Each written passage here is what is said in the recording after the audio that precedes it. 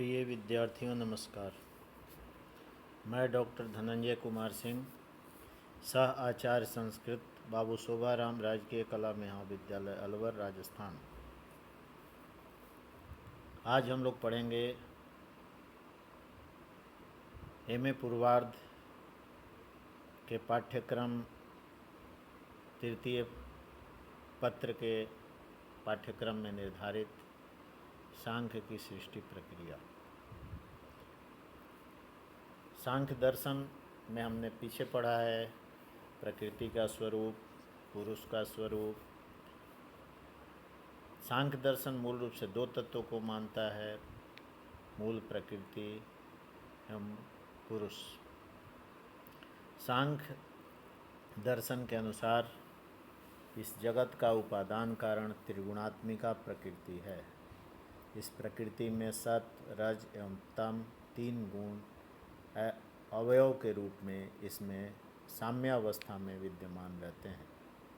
पुरुष तत्व से इसका संयोग ही निमित्त कारण है, यानी इस जगत का, इस संसार का उपादान कारण त्रिगुणात्मिका प्रकृति है और पुरुष से उसका जब संयोग होता है तब उसमें क्रियाशीलता आती है और उससे परिणाम उत्पन्न होने लगते हैं।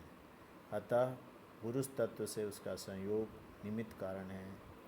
इस संयोग से जड़ प्रकृति सचेतन सी हो जाती है और उसकी क्रियाशीलता निष्क्रिय पुरुष पर आरोपित हो जाती है, जिसका परिणाम होता है कि त्रिगुणात्मिका प्रकृति नए नए तत्वों के रूप में परिणत होने लगती है। ठीक उसी प्रकार जिस प्रकार एक शांत समुद्र में हम पत्थर के कंकर मारते हैं तो वहाँ पर तरंगें उत्पन्न हो जाती हैं, ठीक उसी प्रकार से जब पुरुष से प्रकृति का संयोग होता है तो प्रकृति के गुणों में विक्षोभ पैदा होने लगता है, विपरिणाम उत्पन्न होता है और उसके चलते प्रकृति के जो गुणों में साम्यावस्था में जो गुण होते हैं उनकी साम्यावस्था बिगड़ने लगती है और फिर उस प्रकृति से महत नामक प्रथम तत्व की उत्पत्ति होती है।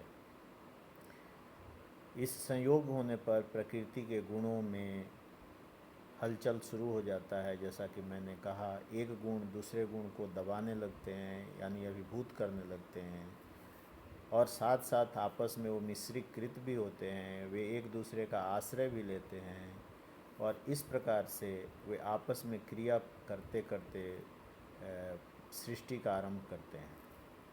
इसके लिए कारिका है, तस्मात् संयोगात् अचेतनम चेतनावद इव लिंगम गुण कर्तृत्वे अपि तथा कर्ता इव भवति उदासीनः। इसका अर्थ यह है कि उस अचेतन जो प्रकृति है, अचेतनम लिंगम अर्थात अचेतन जो प्रकृति है, मूल कारण है, उस तस्मात् संयोगात उस पुरुष के संयोग से वो अचेतन प्रकृति चेतनावत चेतन की सी आचरण करने लगती है। गुण कर्तृत्वे अपि, गुण में भी कर्तृत्व का भाव आता है और उसमें गुण का अभाव होने पर भी कर्ता यो भवति उदासीन है। जो यह उदासीन पुरुष है वह कर्ता सा अपने को मानने लगता है। एक दूसरे के गुणों का उसमें आरोप प्रत्यारोप होता है। इस संयोग का प्रथम परिणाम बुद्धि के रूप में होता है, जिसका लक्षण अध्यवसाय अर्थात निश्चय करना है। अध्यवसायो बुद्धि, ऐसा कहा, अध्यवसायो बुद्धि धर्मो ज्ञान विराग ऐश्वर्यम सात्विकम एतद्रूपम तामसम अस्माद् विप्रयस्थम। सांख्य कारिका की 23वीं कारिका में उसका उल्लेख प्राप्त होता है। इसकी मदद से पुरुष अपना और प्रकृति का अंतर जान पाता है, जिसको हम बुद्धि या महत्त्व कहते हैं। इसमें बुद्धि में अपना प्रकाश नहीं है, किंतु यह पुरुष के प्रकाश से इतनी जगमग और प्रकाशित हो जाती है कि इसके स्वयं के प्रकाश युक्त होने का इसे भ्रम होने लगता है। यानी एक दूसरे के गुणों का, जैसे हमने कहा बिंब प्रतिबिंब भाव से पूर्व में भी बताया था, वैसा एक दूसरे में आरोप होने लगता है। यह बुद्धि दो प्रकार की होती है, सात्विक एवं तामसिक। धर्म, ज्ञान, विराग एवं ऐश्वर्य इसके सात्विक रूप के परिचायक हैं, और अधर्म, अज्ञान, राग, राग जिसे आसक्ति भी कहते हैं, अनैश्वर्य आदि इसके तामसिक रूप हैं। प्रकृति से जो सृष्टि की प्रक्रिया उत्पन्न होती है, उसे प्रकृति से महत् पहला परिणाम उत्पन्न होता है, उसके लिए कारिका है। प्रकृते महान ततो अहंकारः तस्मात् गणश्च षोडशकः तस्माद् अपि षोडशकात् पंचभ्यः पंचभूतानि। इस कारिका का अर्थ है कि प्रकृति से प्रथम जो तत्व उत्पन्न होता है जब संयोग के पश्चात, तो प्रकृति से महत् यानी महान महत् तत्व उत्पन्न होता है, जिसे हम बुद्धि कहते हैं।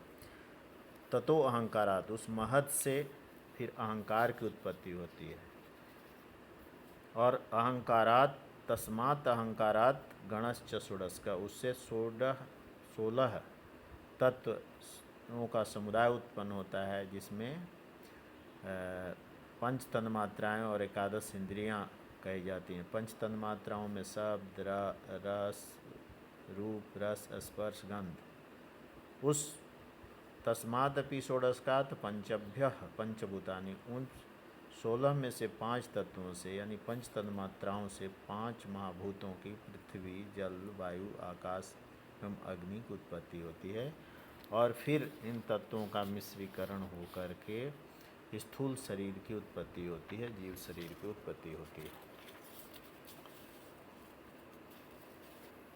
प्रमातेत्व की भावना ही अभिमान है। अभिमान क्या है? तो जैसे जो विषयों में अपने को संबंधित कर अपने को समझने की प्रवृत्ति है कि मैं हूँ, मैं अधिकारी हूँ, मैं ऐसा हूँ, मैं वैसा हूँ इत्यादि, ये मेरे विषय हैं आदि अहंकार के लक्षण हैं। अहंकारिता अपनत्व का भाव, अपना अपना कहना।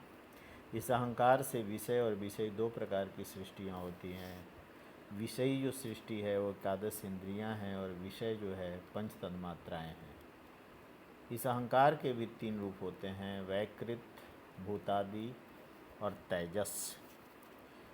सात्विकः एकादशकः प्रवर्तते वैकृतात् अहंकारात्, भूतादेः तन्मात्र स तामसः तेजसात् उभयम्। यह कारिका है। अर्थ है कि इस अहंकार के जो 3 रूप हैं, वैकृत, भूतादि और तेजस। वैकृत में सत्व की, भूतादि में तम की तथा तेजस में रजोगुण की बहुलता होती है। अतएव वैकृत अहंकार से विषयों की प्रकाशिका, इंद्रिय एवं मन 11 पैदा होते हैं। वैकृत अहंकार से एकादश इंद्रिय, जिसमें मन भी सम्मिलित है, पैदा होते हैं। भूतादि से तमोगुण में पंच महाभूतों की उपादान पंच तन्मात्राएँ, शब्द, रूप, रस, स्पर्श और गंध। तेजस दोनों प्रकार की सृष्टियों में सहायक होता है। तेजस वो राजसिक तत्व का बोधक है। जिस प्रकार रजोगुण क्रियाशील करते रहता है, तो सतोगुण से वैकृत और तमोगुण से भूतादि से पंच तन्मात्राओं की उत्पत्ति होती है। एकादश इंद्रियों में जो हैं चक्षु, श्रोत्र, घ्राण, रसना एवं त्वक नामक 5 ज्ञानेंद्रिय, वाक, पाणी, पाद, पायु और उपस्थ नामक 5 कर्मेंद्रियाँ तथा मन है। ये ज्ञानेंद्रियों एवं कर्मेंद्रियों की प्रवृत्ति बिना मन के नहीं हो सकती, अतः यह उभयात्मक है। ये 11 तत्व विषयों के प्रकाशक होने से विषयी हैं। इनके विषय 5 तन्मात्राएँ हैं। इनमें पंच महाभूत पैदा होते हैं। पंच तन्मात्राएँ उससे ही पंच महाभूत की उत्पत्ति हुए, उसके स्पष्ट रूप से हमें जानना चाहिए। बुद्धि इंद्रियाणि चक्षुः श्रोत्र घ्राण रसक त्वक आख्यानि, वाक पाणी पाद पायु उपस्थानी कर्मेंद्रियाणि याहुः। सांख्य कारिका के 26वीं कारिका में इसका उल्लेख हुआ है। उभयात्मकम अत्र मनः संकल्पकम इंद्रियम च साधर्म्यात्। स्पष्ट रूप से उल्लेख है कि जो मन है वो उभयात्मक इंद्रिय है। कर्मेंद्रिय और मन ज्ञानेंद्रिय दोनों को